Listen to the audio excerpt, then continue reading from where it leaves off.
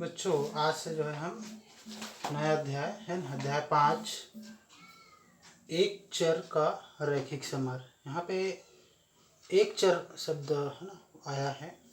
तो एक चर यानी एक चर वाला जो समीकरण है ना, उसको हम एक चर का रैखिक समीकरण बोलते हैं, है ना।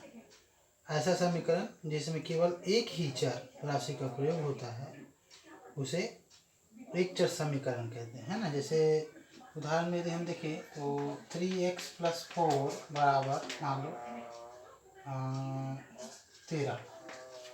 तो देखिए यहाँ पे किसी जितना भी पद है उसमें एक ही चर एक सा है ना, और y वगैरह z वगैरह नहीं है। तो एक ही चर वाला समीकरण का है ना के बारे में हम इसमें अध्ययन करेंगे। और है ना जो पहला प्रश्न इसका है वो है कथनों है ना को समीकरण में हमको बनाना है। जो कथन दिया रहेगा है ना उसको जो है आपको समीकरण के रूप में लिखना है ना। जैसे प्रश्न दिया है दो क्रमागत संख्याओं का योग है ना, तो हमको मानना पड़ेगा है ना, माना दो क्रमागत है ना संख्या x और x + 1 है ना। क्रमागत यानी जैसे है ना, क्रमागत मतलब होता है एक के बाद दो आता है, दो के बाद तीन आता है, तीन के बाद चार, तो ये क्रमागत है ना, तो इसी को क्रमागत बोलते हैं। तो मान लो क्रमागत x है और x + 1 है। जैसे x बराबर 1 रखोगे है ना, x बराबर 1 रख दिए और x + 1 है दूसरा है ना x, तो x बराबर यहाँ पे जैसे 1 रख दिए तो इसके x + 1 है ना, तो x की जगह 1 रखेंगे तो ये 2 मिलेगा है ना। 2 आया कि नहीं आया, एक के बाद 2 है ना, 2 रखोगे यहाँ पे तो 2 और 1 3 आएगा है ना। x + 1 में जैसे 2 रख दिए +1 तो कितना हो गया 3। तो इस प्रकार x 1 2 है ना, आ रहा है ना क्रमागत। तो x और x + 1 क्रमागत संख्या है ना, माना। प्रश्न संख्या 2 क्रमागत हमने मान लिया। अब क्या करना है, इन संख्याओं का योग है ना, इस संख्याओं का योग यानी क्या करना है, इसको जोड़ना है, यानी x + x + 1 है ना, इसका जो योग है ना वो क्या है आपका प्रश्न अनुसार योग जो है 11 है, तो 11। तो ये आपका समीकरण बन गया है ना। इसी को लिखना है आपको, कथन को समीकरण में जो है बनाना है ना। ऐसा जो प्रश्न और पिछले क्लास में कर चुके हो।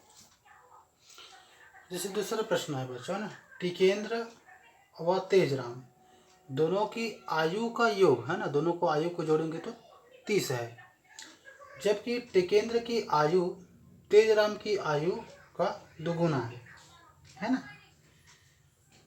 तो इसमें यहाँ पे 2 कंडीशन है ना, यहाँ पे इसमें 2 कंडीशन है, एक टिकेंद्र और तेजराम का योग है ना, आयु का योग 30 है। दूसरा कंडीशन है टिकेंद्र की जो आयु है वो तेजराम की आयु की 2 गुना है। तो इसको हमको अब देखिए टिकेंद्र का और तेजराम की आयु का योग बोला है, लेकिन कितना आयु है वो पता है क्या है ना। दोनों का योग 30 है, लेकिन 30 में से किसका है ना कितना है वो दिया नहीं, तो उसको हमको क्या करना पड़ेगा है ना, मानना पड़ेगा। ठीक है, तो सबसे पहले हम टिकेंद्र और है ना आयु का जो है दोनों का जो योग है आयु है उसको आप लोग क्या करोगे, मानोगे है ना।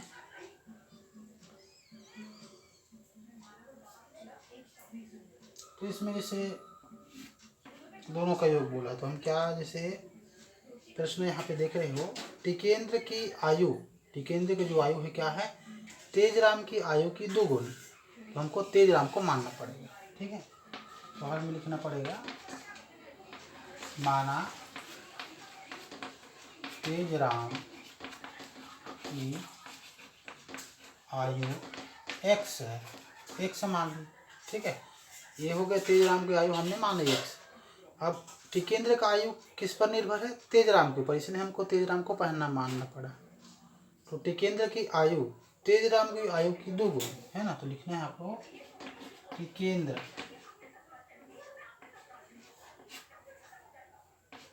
की आयु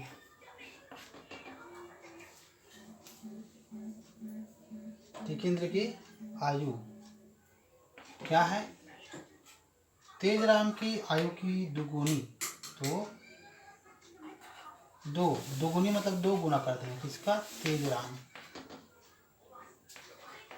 तेजराम की आयु, है ना। प्रश्नानुसार जमाना है आपको, प्रश्न वही बोल रहा है कि टिकेंद्र की आयु, तो टिकेंद्र की आयु है तेजराम की आयु की दुगुनी। तो तेजराम का जो आयु है हमने क्या माना है यहाँ पे, तेजराम की तेजराम की आयु की दुगुनी, दुगुनी, है ना, दुगुनी है। तो हमको लिख लेना है दो गुनी, तेजराम की आयु कितना माने हमने, x, तो x हो गया, यानी ये हो गया 2x। तो दूसरा जो कंडीशन है वो आपका कंप्लीट हो गया, ठीक है।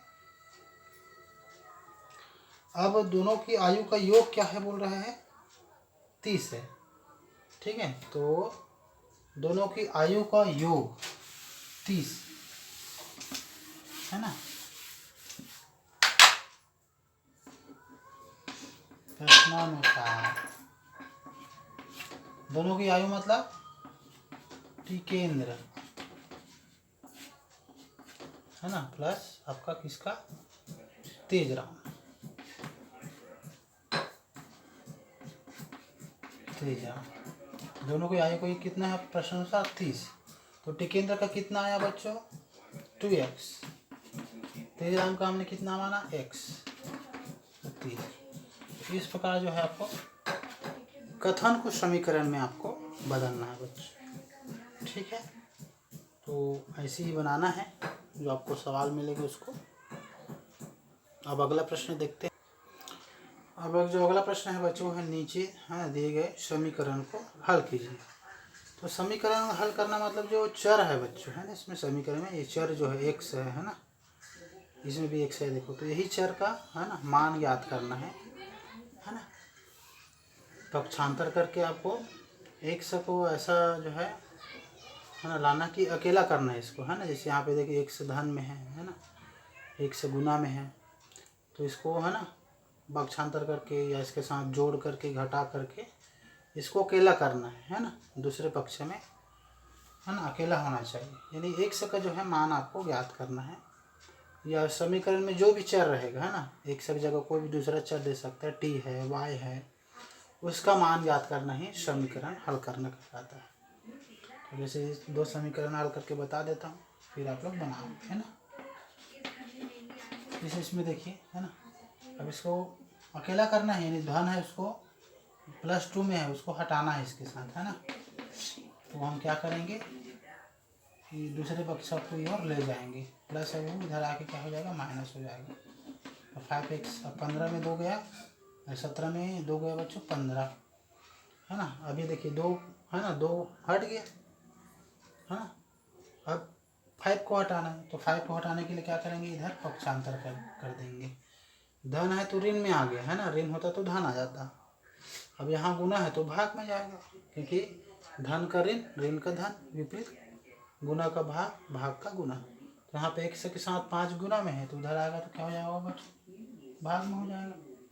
तो 5 कम और 5 थिया, यानी x का मान कितना है, 3। देखो x अकेला हो गया ना, है ना। तो ऐसा आपको x का मान मिलते तक हल करना है। इसमें देखिए,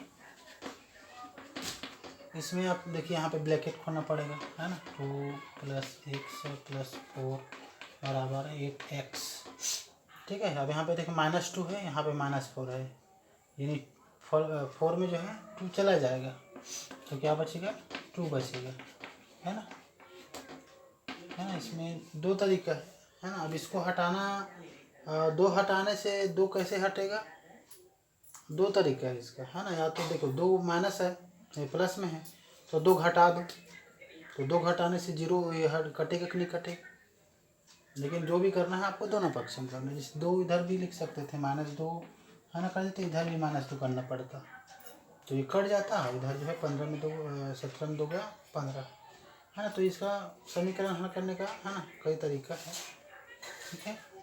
यहाँ पे जैसे अब यहाँ पे देखिए -2 को हटाने से कैसे हटता वो, -2 है तो यहाँ पे +2 कर दीजिए, इधर भी +2 करेंगे, तो कट जाता हो, है ना। जैसे यहाँ के तो कई तरीके हैं ना, अपने अपने तरीके से बना सकते हैं। अब यहाँ पे जैसे देखिए प्लस में -2 हो गया तो +2 बचा, है ना। अब x का ज्ञात करना है ना। तो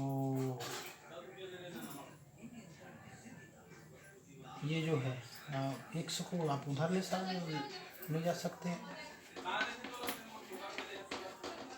प्लस में है तो उधर माइनस में है। अब 8x में x गया 7x गया, है ना। अब x से बराबर क्या बचेगा 2 बट्टे 7, है। तो इस प्रकार जो है x का मान ज्ञात करना, है ना, समीकरण हल करना होता है। ठीक है, इस प्रकार आपको हल करना है।